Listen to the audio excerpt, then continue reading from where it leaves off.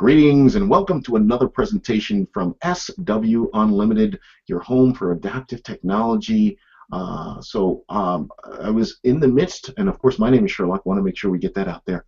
I was in the midst of sharing my story with you guys, and of course after graduating or getting out of college, the next huge challenge for me was finding gainful opportunity. Now I did send out my resume all over the place, and I kept on getting quite a few rejection letters. I mean, so many rejection letters that I could probably wallpaper a room. So now, as I was saying, by sending out these and getting all these rejection letters, I needed to figure out what were they seeing in these letters that may have made them say that we want to, put this guy in the circular file or maybe pursue opportunity. So I felt that what we placed on our resume, I was made mention that I was blind and visually impaired, and I said, look, you know what, maybe I can put other things on that resume, such as being a member of the ABA&J or having a bronze medal at the World Games or whatever the case is. And if they wanted to basically delve into a little bit more as to what that meant, I then could share that I was blind and visually impaired. Well, out of all these rejection letters, I did start getting some positive responses. And I did remember one person calling and said that they received my resume and they were very interested in what I had to share, and they wanted to have me come out and give them an interview. Now, as I said, going out and giving them an interview would not have been a problem, but I felt at that time I should basically just be forthright and honest and let them know that I am someone with a visual impairment. But as soon as I shared that with that individual, he then said, just paused, and there was at least a silence for about 30 seconds on the phone. And I'm like, wow, is this person still there? And then after he says, yeah, we're still here. I just wanted to thank you very much for sharing that with me. And I need to actually contact a few of the other individuals that you would be interviewing with. And as soon as I get everyone together, we'll give you a call to let you know when you could come in for that interview. But do you ever think that that call came? That call never came. So I said, okay, well, maybe I can't be as honest as I once was and letting people know ahead of time. So what I will do is the next time that an opportunity presents itself, I will just go on to the interview, and then when they see me, voila, there we are, and I'll be able to share my story at that point.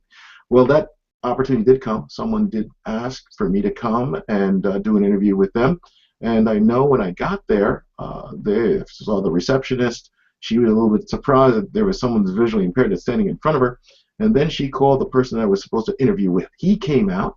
And he's like, oh, thank you so much for coming, and you didn't let us know, or you didn't share that you were visually challenged or, sight impaired. I said, you mean that I was blind?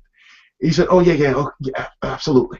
So he said, well, come with me, and then we went and we sat in his office. The whole entire time, his focus was not on the items in which, the duties in which I was able to perform on my resume, but his whole focus was, how would you be able to get here every day?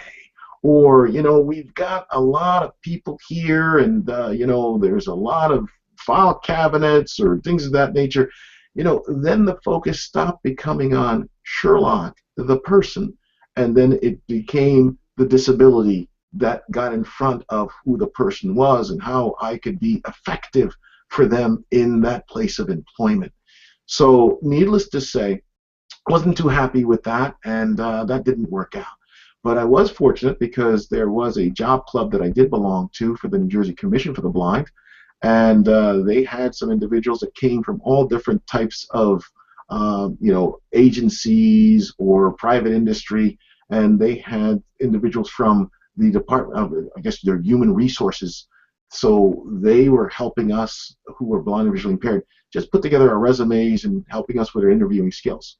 Well, there one person that I said was there. His name was I remember he was from a company called BIOS International, and he said, "Look, I'm interested in having a few blind and visually impaired individuals come to work for my organization." And his company was a computer company that sold computer parts and peripherals and whole entire computers as well. So Joe gave the opportunity for me to come out. I interviewed with his sales manager, and I worked there for. They gave me my first foot in the door. And I remember at that time, we were going for our experience. So the salary that I received at that point was $200 a week.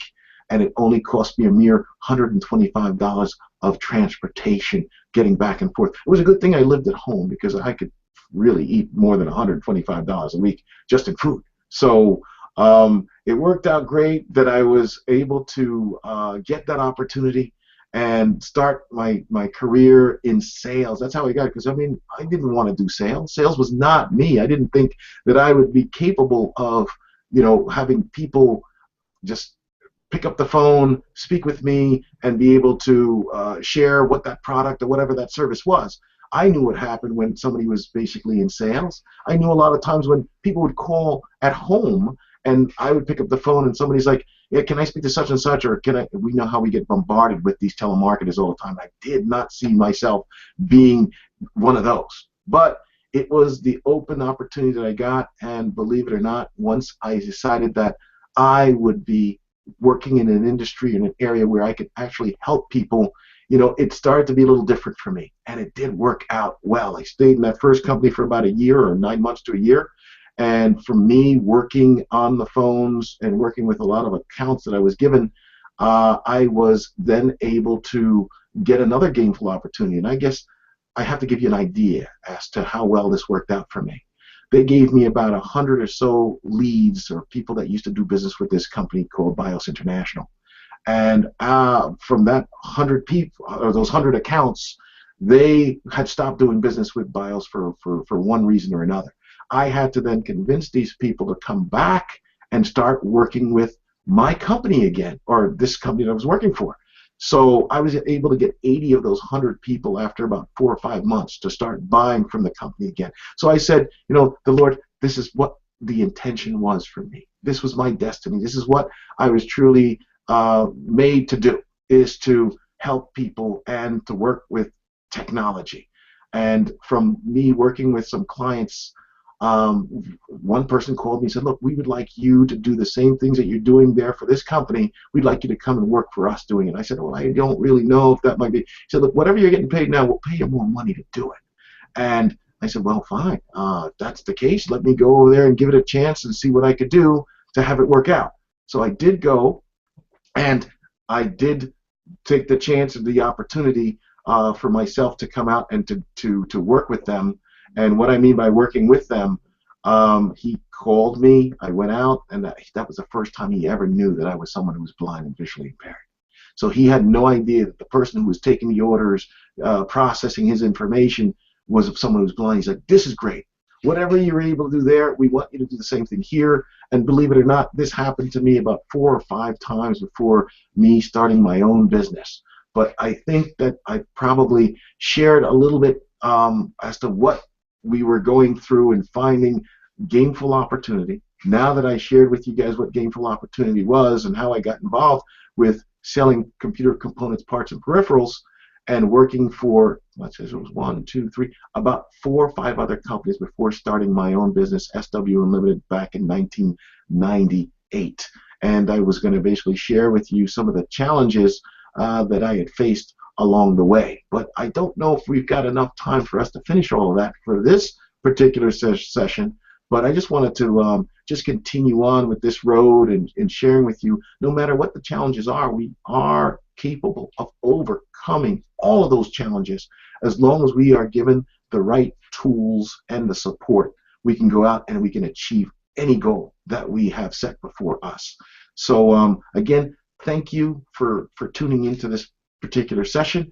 I look forward to speaking with you guys and carrying on the rest of the story the next time when we speak. So you take care, and if there's anything that I can assist with, feel free to give us a call at SW Unlimited for any of your adaptive technology needs. Take care, be well, and have a prosperous day.